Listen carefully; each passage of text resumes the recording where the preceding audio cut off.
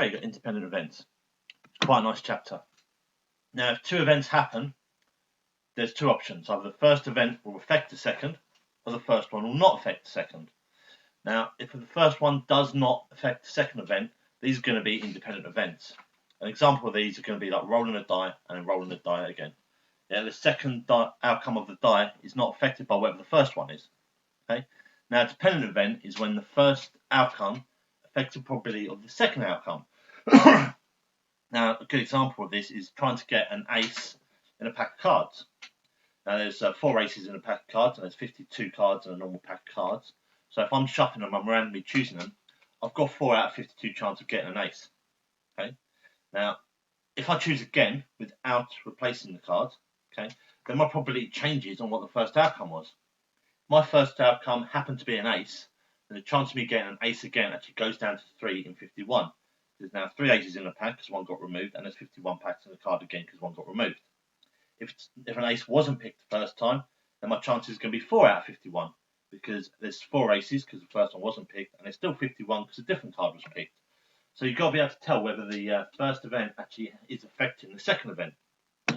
So here I've got a list of events that are happening. Okay, some are a bit ambiguous. It's really just to make you think. Yeah. So some of the answers you could argue. Okay.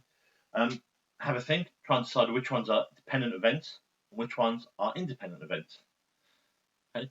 Pause the video. Have a think. Right.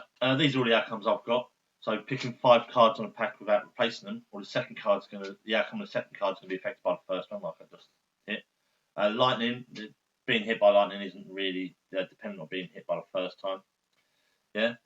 Consecutive balls on the national lottery, even though each ball has got an equal likely chance. Yeah. If your first ball is a 1, then the only one that could be consecutive is a 2. Where if your first ball happens to be a 10, you had the option of either getting a 9 or you've got the option of being 11. Okay. Coins are always independent. It's quite a classical one. The only thing I'm going to bring attention to is randomly choosing what colour to paint 2 rooms in a house.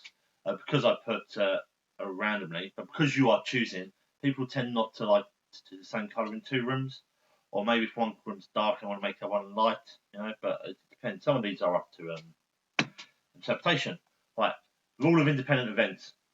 If A and B are independent, and the probability of A and B is a probability of A times the probability of B. And this is quite evident when you draw a tree diagram. Okay. A 6-sided cube had numbers 1, 2, 2, 3, 3, and 3. 4 sides are coloured red, 1 is white, and 1 is yellow. Okay. So what's the probability of rolling a 2 and a 2 again? Now these are independent events. So think about it. Probably getting 2 the first time would be 2 out of 1, 2, 3, 4, 5, 2 out of 6. So it's going to be 2 out of 6, and it's going to be 2 out of 6 again. Okay.